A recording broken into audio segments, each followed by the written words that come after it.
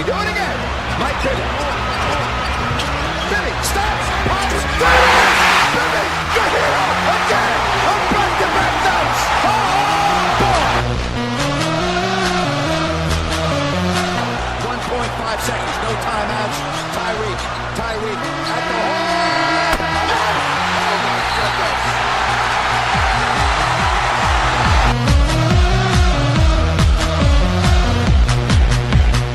Cousins gets a touch, but he helped out. That is a man's jam! DeMarcus Cousins nearly brought down the backboard and rim. You're now listening to the Kings Court Podcast, presented by SacKingsNation.com. What's going on, everybody? Welcome to Kings Court Podcast. I'm your host, Vince Miracle, and joining me this week, very first time on this show, is a very special guest. It happens to be Coach Nick from Basketball Breakdown. Coach Nick, how are you doing today? I'm doing well, thanks. How with you, Vince? Not too bad, not too bad. I have a quick question for you, though. Okay. Do you win? I'm in. Well, I have to ask how it gets started, because, I mean, it's at the end of all your videos, and kind of give a thought, like, for those who haven't seen it or probably keep hearing it, what it's supposed to mean. Well, if we go back far enough, I'm sure there's like a date where all of a sudden I started to do it all in the beginning of B-Ball Breakdown. But I have my memory is being in line at in Disneyland at the Pirates of the Caribbean, waiting. You know, and you go round and around. It takes 45 minutes to go through. And I think I was just thinking of I wanted a better way to end my shows when I'm on the camera. Like, it was always a little bit awkward when you do an interview and you say, "Well, you know, thanks for coming on. Okay, later." So, you know, I was just thinking, like, what would that be? And then how does it work when you do pickup games? You know, you got 5 or you win, that kind of thing kind of came up that way. And then I might have even had a thing where I said it's not a channel, it's a conversation. And I didn't finish with you win. And then somehow it came out of that, like just going back and forth in that one. And then out of that, if you ever, you know, hear one of my interviews with people, I'll actually say, you know, are you in to whoever I'm talking to? And then they say, you know, yeah, I'm in. And that's kind of funny and cute too. So it's evolved a little bit, but it's been happening for quite some time. Yeah, and I'm definitely in, at least with your videos and things like that on a pickup. I don't know if I'm up to your standards, not going to lie. I mean, shooter, but I'm pretty lazy when it comes to running up and down the floor, and I think that I'm a little chunky for my size. But if you ever need someone to, like, corner and knock down threes like Steve Novak, I'm your guy. And I also do the hop, which I appreciate. Oh, absolutely. Well, you know, it's funny. I try to play pickup a little bit in my older age. I just try and play that spot-up shooter guy, and it's no fun because you ain't getting the ball in that way. No, you always have to try and dribble, and then the ball gets turned over, and then no one wants you on the team. I always kind of fall into that category. Is the guy who's like, fine, I'll take it. Very frustrating. Well, Coach, the Kings had quite a few changes this offseason, and you know, through your YouTube channel, you know, the things that I watch is you guys love to go over tape. And what I'd like to do today, kind of go over some conversation with you about what you think you're going to see from the Sacramento Kings. And I think we have to start with the number one move of the offseason, and that is the Kings adding Coach Joerger to their staff, and now him become the new head coach, another new head coach for Sacramento. So what were your thoughts on the move to get Joerger and how you think he'd fit very well next to a guy like DeMarcus Cousins? You know, it's a great question, and we've heard a little bit from him on some cast that won't be named that I've heard about, that I was listening to. And, I mean, here's the thing I've spoken with Coach Joerger. He's a really smart basketball mind. And he's as an assistant through those ranks. So he's really had a chance to learn from really good coaches. I think that defensively, they should improve. He seems to have a really good attention to detail there and understands how to teach defense. I mean, we saw in Memphis how good it was, even with, you know, guys like maybe like Zach Randolph, who isn't necessarily a great defender, but heavy minutes. They were able to cobble that together and get them to play like a team. So I would anticipate, as the roster begins to shape up a little bit more in terms of a normal NBA roster, even though you might be dubious about what's going on in the front office, they're getting some players who are professionals. And so I would anticipate that their defense will be a lot more sound and, you know, less playing more positional stuff. And, you know, that should yield some results. Yeah, they definitely addressed the need with some of their free agency moves, getting Barnes, Garrett Temple, who's a pretty good perimeter defender, still staying on the team, being a good perimeter defender, and now having Willie Cauley-Stein coming into his year and being able to defend the rim. So defense was a huge problem for them. I think adding a guy like Jaeger hopefully then improves them in that category. But, one of the things that have become a really big question here is how is it going to play, or how is Dave Yeager's system in Memphis going to play with a guy like DeMarcus Cousins plays? With George Karl last season, he picked up some pretty bad habits. He was floating from the basket a bit more, trying to take more three-pointers. The turnover were really high, and his percentages slid down a little bit. And it seems like we're kind of getting the feel that we're going to start seeing him play a little inside out. But at the same look at the system that they ran in Memphis, you saw a lot of Marc Gasol coming up, running Horn's offense, having him come up and get the ball right off the top of the block. So I think his system in Memphis can fit a guy like DeMarcus Cousins. Answer the question for me. I mean, certainly we saw him balance having two bigs in the lineup, using horns and bringing up and playing them in opposition. So when Marcus goes high, then Randolph goes low, and vice versa. And it's not exactly clear if Willie Cauley-Stein is going to start alongside DeMarcus Cousins again. I kind of hope so, but certainly it's tailor-made then to have a guy like Collison up top running horns, those two guys on the corners, and then McLemore, and then one of the other guys who can shoot a little bit in the other corner. So they always had really good movement and good sort of team passing and having five men create together to create a shot. And whether DeMarcus Cousins will adjust to that, he is a really good passer. And if they can get him involved in the high post action that we saw like Marc Gasol do, then he'd be just as good, if not better, because quite honestly, he's like, more mobile than Gasol. And he can shoot probably as well, or pretty close to what Marc Gasol can. He can space that out even. So I would anticipate, if DeMarcus Cousins can't have a really effective year this year with this team and this coach, then I up completely on him. I don't think it's ever going to happen. I'm telling you, you're not on that. I think it's come to the point where fans are ready to say, hey, this doesn't work under Coach Yeager, who is one of the better coaches young coming up in this league right now. Then I think it may be time to move on from a star Marcus Cousins. But at the same time, the counter to that is, he's a once in every 15-year player. He's a borderline superstar, if not that already. So it's kind of away from that. But I definitely understand what you're saying, to where if he doesn't have that year this year, kind of just have to wash your hands with him and move on to the next and see what you can get in draft and trades and free agencies and assets and things like that.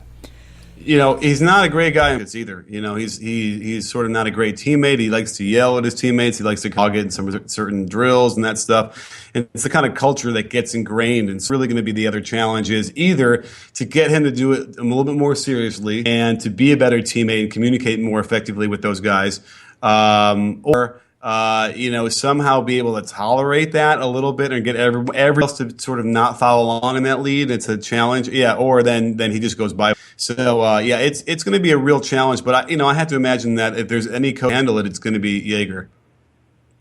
I want to move on to the shooting guard spot. There's been a huge question mark on a guy like Ben McLemore. And being a lot of your videos that I see, you talk about the hop, you talk about shooting form and how to practice and things like that. What is it about Ben McLemore's game right now? Do you see maybe it's just a confidence issue? Is it like because you can't deny his form is, but his shots just aren't going in. Is there anything that you've been seeing from his game as to why his shots just haven't been able to come from college into the NBA? Well, there's no question that his shot is beautiful. And I just kind of want to take a quick peek at his career numbers here. And, a lot of times when you're a shooter, you just need to be out there and playing a lot and being in the flow of an offense. So 2014-15, he was getting, 32 minutes a game in 82 games. Shot 36% on almost 5 threes a game. Like that's, for a second-year player, that's something, right? And then it dropped off. He got a lot less playing time last year, and he injured or was missing some games. So there's no question for me, and I've spoken with McLemore a couple different times, and he's a really great kid. I do think he's a little sensitive, and he's in a way that if he might not take to people screaming and yelling at him very well, and that certainly it could be an issue with teammates in the past. Having just mentioned it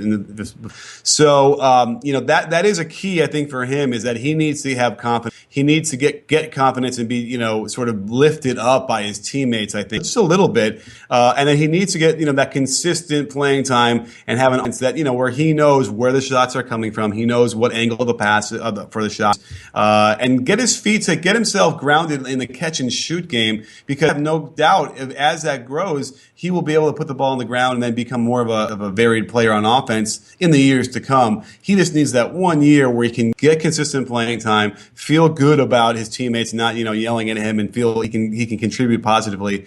I have no doubt he can get to, 30, 38, 39% from three, which is getting close to elite, and then build from that. One of the things that people bring up on why Ben McLemore is a bit inconsistent in his career, his early career so far, that he has seen so many different coaches in his early tenure in the NBA.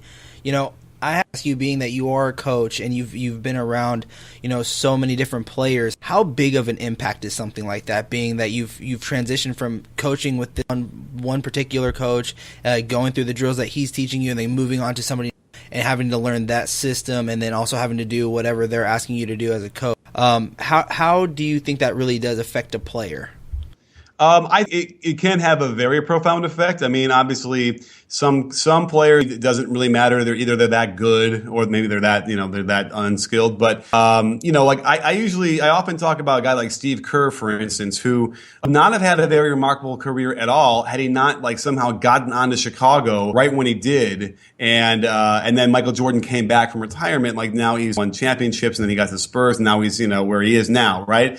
But you look at a guy, Steve Alford, who never got that shot, who was probably just as good, if not better than him, and never could get that right situation on a team. Now, that's also about personnel and about culture and about, everything in the front office. But you can't, coaching had a lot to do with that as well. So, there is a question that, and I think that, certainly with the way that Coach Yeager, runs his program, he is a very positive, he's focused on positive. So when I've seen, but other coaches are too, but they don't have the voice to tell the leader of the team, like let's say DeMarcus, to not be so negative. They just can't do it. They don't have that. So that's going to be the real challenge. And if they can do that, then that's when a guy like McLemore blossom. He's definitely one of those guys that needs it and would play better if it was positive. All right, Coach, let's go ahead and move on to the guard spot. But before we do, I'm going to pause the show to give a shout out to our sponsor. Everyone, go to houseindustries.com and check out all of their apparel, from hats, shirts, and socks. And when checking out, be sure to use promo code KINGSCOURT and you will get a 10% discount on any of your purchases. If you want to keep up to date with all of their apparel and you're tired of typing in that URL each time, good news, app. You can go follow them on Instagram or on Twitter at brickhouse_D. So, Coach, like I said, with the point guard change, they went from Rizzo last season, 2 years ago being Darren Collison, then last year was Rajon, and now this year it's still going to be Darren Collison. There's a situation that's going to happen. He just pled guilty last week, so the duration of how long his suspension will be is still up in the air. But the Kings also went out and signed a 1-year deal with Ty Lawson. And looking back on some of your videos here, you've actually met with Ty Lawson a couple of times, videos with him. Before we get into the play style and how this may fit, what are your thoughts on a guy like Ty Lawson, being that you've been able to meet with him and things like that? What's his buddy like? Oh, I think he's a great guy. We had a great, I flew out to Denver and we got on the court for a few hours and we're shooting some stuff, and just in between we were just kind of rapping about the game and how he looks at it. Before he got to, which was, a whole other, a bunch of other things. And, it's always impressive when, cause I'm kind of taller than him and he does what he can do. That just always, right off the bat, amazes me. But he is, I can't say enough about how he is one of those guys who you want to play, a really good teammate, really just nice, present guy who wants to pick everybody, get them involved, please everybody there. So, I think he's a wonderful addition to the team, along with the other people you even mentioned already, because, they didn't have as much of that in the past. Poor Darren Collison, aside from the issues he's going through now, time he's ready to assume the mantle of starter, and he really probably has that title at this point. Something happens to him, or they bring another player in who's going to start over. And you know what? I think Ty Lawson, if he can get everything in the right order, could in that starting position for him by at some point during this year. Houston, and I have to ask you before we start talking about the Sacramento Kings here, what is it that you saw of the reasons why he did not fit in Houston or in Indiana last season?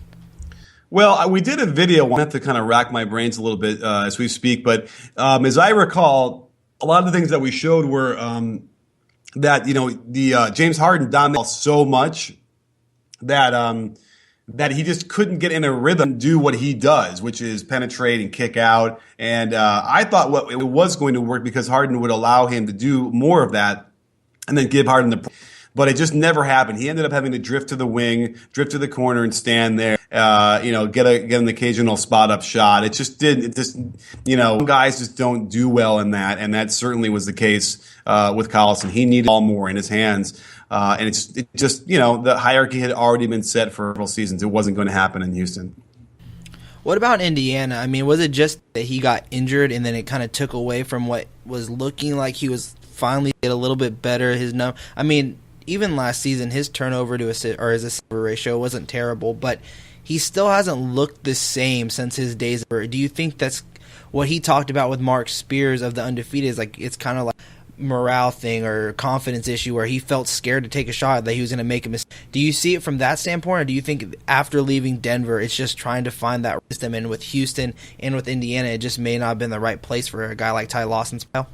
Yeah, I think the Indiana thing was he just, he joined in the middle or in the year. If you look at it, he played 13 games and 18 minutes a game, isn't like a lot. And it was coming off of a really, problem situation all season long, and then coming out of a problematic situation with his life. So I just think that it was, it was not set up to do well. And many point guards would be able to join a team in the middle of the year or late in the year and really play to their ability. So I'm going to really chalk that to that. And then with a fresh start and a new team and a different environment, I would say the odds are, more than not, 70-30, that he's going to bounce back and get somewhere close to what he was normally doing, at least per minute. If he's not starting, at least per minute, he should get back to somewhat of a normal print for him.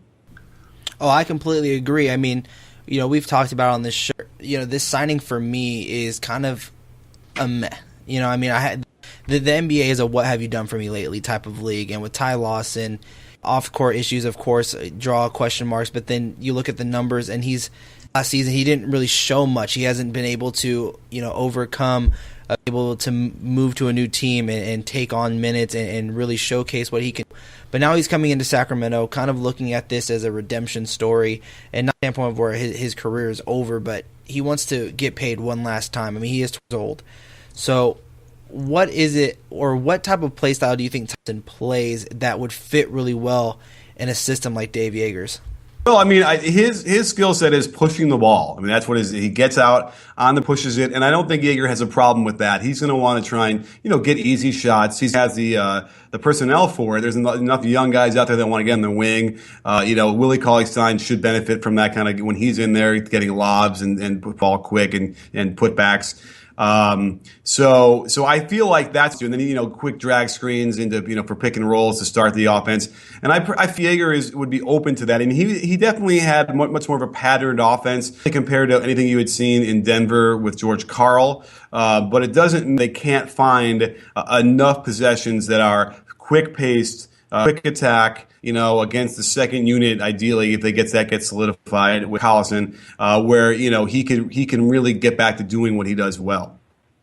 Yeah, and I talked about it on last week's show here, is that I think running Horn's system, if Yeager implements that in Sacramento, that's a benefit to a guy like Ty Lawson. I think you've done a video on this, and I think I watched it when I was doing my research on that. He's one of those guys that's good at avoiding the first screen and then cutting back, using the screen after the second time around and getting past his defender, getting the step to make a layup with his left or right hand. Even though he's small, he's capable of making the pass in the pick and roll, and surprisingly, he actually sees the floor for his height, even when there's two trees, meaning big men around him. So I do think there's a way for Ty Lawson to fit here, and I really wanted to get your thoughts on if you think having Ty Lawson as a starter could be better than Darren Collison, because that's becoming a growing nation in our chat boards at Sac Kings Nation of, is Ty Lawson better than Darren Collison when healthy? It's a question. I don't want to take anything away from Darren Collison because he's shown enough to me that he deserves a shot. So there's no question he deserves a chance to be there, even if he's going to get in trouble or have trouble starting the season. I feel like he deserves it, but it's close. It's close, and it's really going to be a matter of I don't even know if it's going to be who's better or not, like individually. It's going to be can kind of fit into Coach Yeager's system better, and again, that's going to need to see it because it's just going to be tough. Now, if you're looking at a thing like Lee, that who did well there, like who's more like Conley and not. Again, I guess you might want to say Collison is sort of more in the sort of mode to some degree, but then you think that it's a really tough question. So I guess my answer is going to be Collison deserves the first shot at it. And if we start to see signs that he's either doing fair or meh, and then Lawson's coming in and doing well, then we're going to have to see they're going to have a really tough decision, which might end up then bring him in and start him. All right, Coach, I got one question for you, then we'll wrap it up and I'll let you go. You've seen the Sacramento roster this past season. You're seeing the upcoming season and what they're leading into with training camp.